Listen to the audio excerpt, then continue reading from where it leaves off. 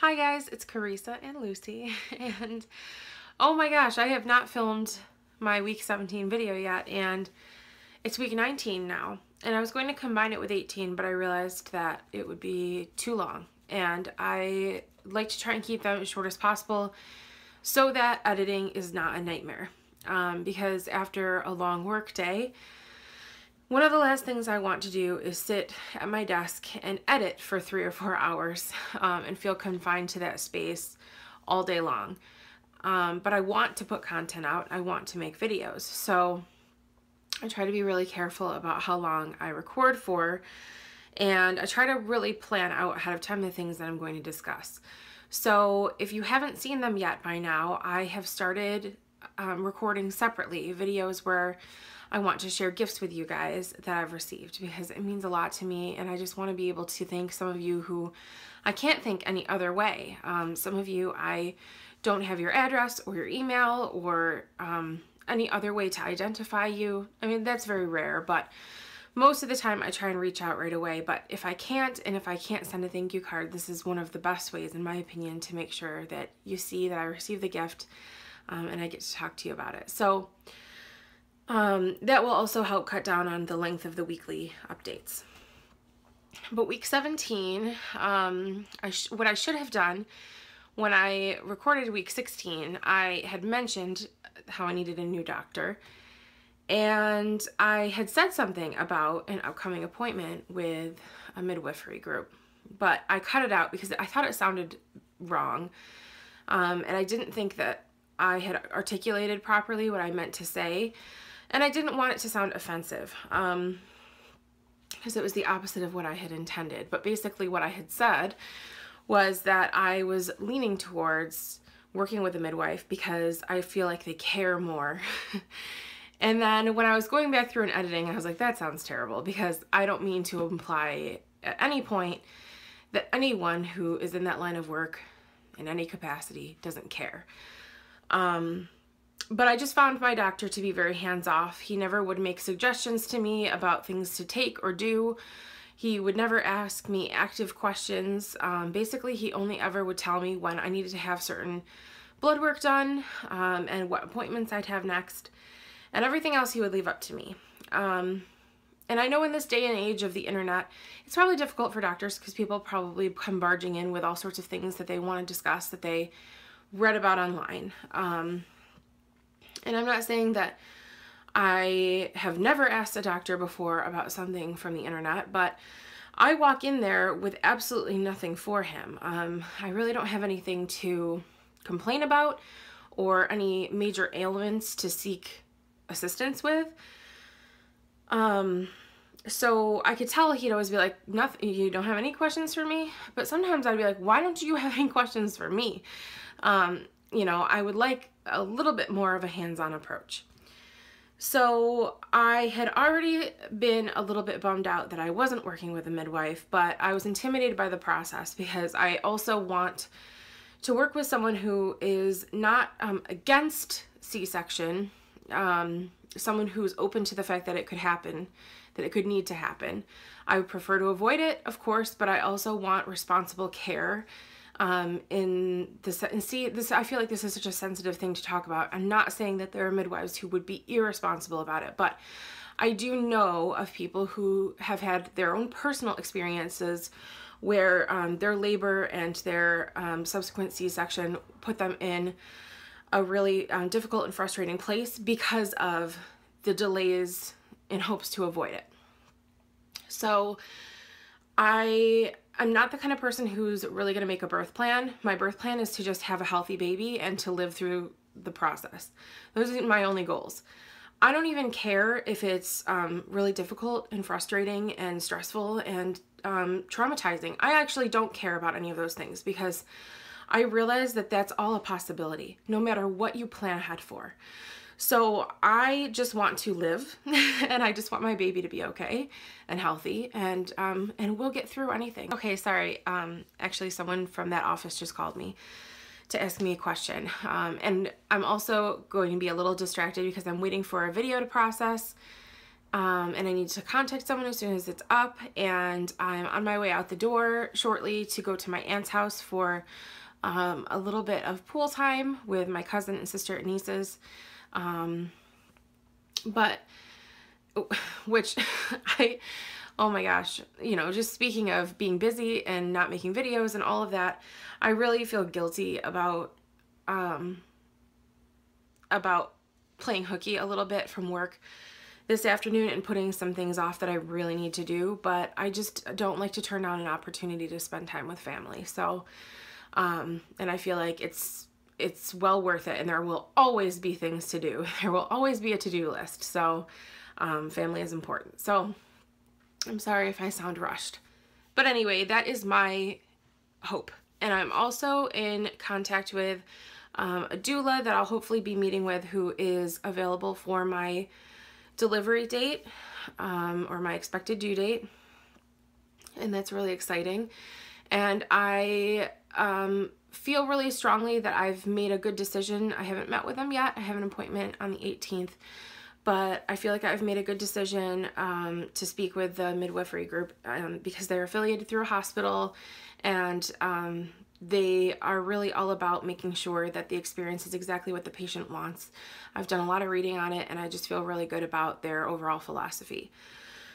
I did make an appointment with another doctor's office because I wanted to just meet with as many people as possible. I thought it was really responsible of me to do that, but the more I got thinking about it, this was actually a doctor's office I had previously been to.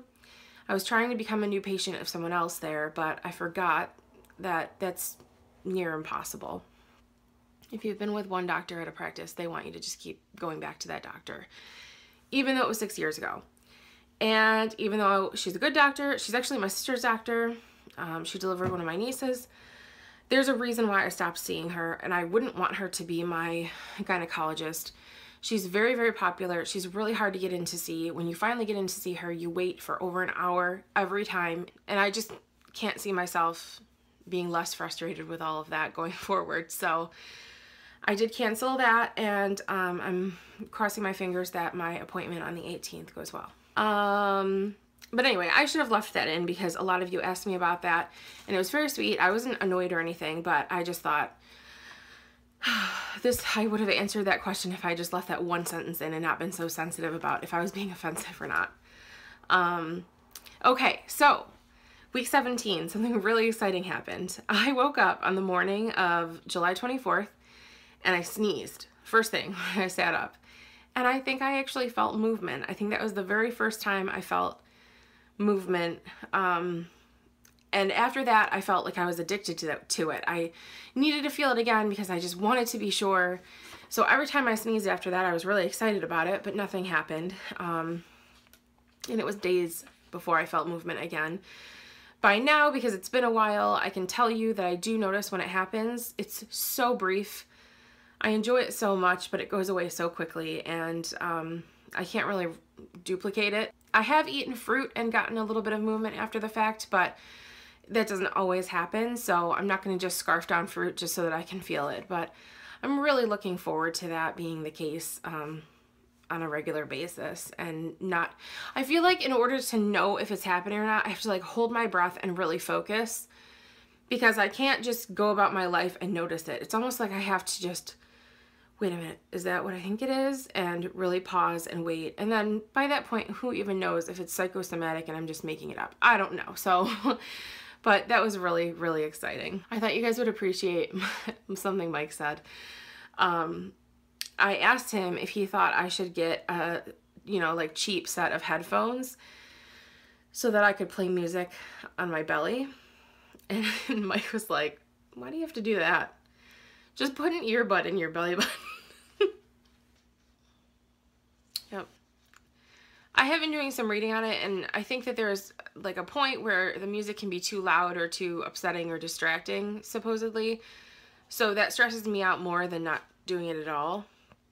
And I know that after a certain point, your baby is supposed to be able to hear music anyway from outside your body without placing it directly on your stomach. So I don't know that I'm actually going to do that. I don't know that I could actually find headphones that would fit around my stomach right now. Speaking of my stomach, It's huge. I'm a little self-conscious about it. People in public have actually started asking me if I'm having a baby, and I don't really mind that, but I do get nervous if they ever ask when I'm due, because I feel like I look like I'm due very soon, which is fine. A lot of that has to do with just the fact that I was a bigger girl before all this started, and the loose skin from my weight loss is hanging underneath my belly, so I feel like I'm self-conscious about that area, even though people don't really see it. I feel like that takes away my physical credibility from looking pregnant, but who cares? I mean, none of that stuff even matters, but I do just feel a little bit more self-conscious than I was expecting to feel, and I find myself understanding why most maternity clothing is so tight and revealing, because it's one of the only opportunities a lot of women have to make it look like, yes, indeed, I'm pregnant, and not just bloated or, you know, whatever. Even though I don't really feel comfortable dressing like that yet. If you are interested in bump pictures, I don't know why I haven't felt like I could include them here. I don't know. I think it was part of just being self-conscious and just feeling like, well, you're just big. You don't look pregnant. But I have posted a couple of them, I think, or maybe just one, on Snapchat, and that's where it's most likely going to show up, just because it feels weird to post it in other places on social media. I would normally not ever want to post a full body photo of myself, I don't think, so I still feel that way to an extent, at least until I'm way further along. But if you want to see pictures like that, I will occasionally post them here, so I'll put up the one that I think I remembered putting on Snapchat here. And then that's where they'll be most of the time, because that's one of the only places in social media that I feel comfortable sharing pregnancy related things a lot. Otherwise, week 17, I did suffer from some insomnia. A couple of nights, I think I woke up at 1:40 a.m. on the dot. And I mean, I wanted to sleep, but I wasn't super tired, so I just stayed up and made sure I drank water and just kind of kept myself entertained a little bit, but didn't make myself feel obligated to do things. You know, like I wasn't going to start laundry or start working or anything just because I could. I wanted to make sure that I was still getting rest, even though it wasn't sleep. Because I certainly do make up for it. I have days that I guess I would call sleepy days, where all day long I just could sleep. And sometimes I do. I'll take 3 or 4 naps a day on like a sleepy day, and I just can't keep my eyes open. I can't do anything productively. And if I have the luxury of being able to just stop what I'm doing and lay down for an hour, I do it, because I feel like I must need it. So I try really hard not to feel bad about that. And I'll say it a million times, I just feel really blessed to be able to act on that if I need to, and that I don't have a job where I wouldn't be allowed to do such a thing if I needed to. Trust me, my boss doesn't like it though. She gets real mad.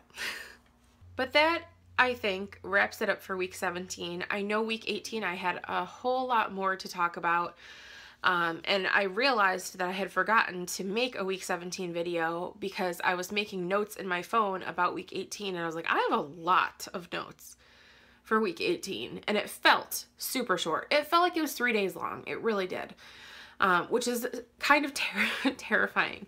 It's really, really exciting, and trust me, every single week I am so much happier that it's a new week. But for some reason, week 18 felt like a complete flash. It was the fastest week since all of this began. And it was like, how do I have so many notes for a week that I barely even noticed happened? So that's when I figured it out. But I'm trying to get on top of my videos. I have recorded things that I haven't finished editing. I have 2 videos of gifts, one of baby books. I have one of baby buys that I haven't filmed yet. And I have a maternity haul from like a month ago that I just kept putting on the back burner that I think I might actually put on my other channel, because it was mostly regular clothing and not actual maternity clothes. And in that same vein, the only thing that I feel relatively attractive or comfortable in and that I feel like I actually look pregnant in is the LuLaRoe Perfect Tee. I'm no longer a size medium. I definitely am a size large in that. And I think I need to buy maybe some extra larges just for the future, but I absolutely love those. I hate how you have to launder them. I hate the laundering process because Mike for sure would put them in the dryer without noticing, and sometimes I put them in the dryer without noticing. So, but anyway, I have ordered a ton of those on eBay because it's one of the only things I feel good in. And that's not in my maternity haul because that happened after the fact because I did it so long ago. But I'm trying to make sure I stay caught up and I stay on top of things and edit my videos in a timely fashion and post them in a timely fashion, but also have a good balance where I don't feel like I'm just always sitting in front of my computer. And I'm getting up and out of the house and doing things and living a little. So thank you for being so patient with me getting all of these up. I don't know that I'll ever be caught up with the current week because every time I think I'm going to be, then something like this happens, but that's all right. Thank you guys for watching and for sticking with me, and I'll talk to you guys soon. Bye.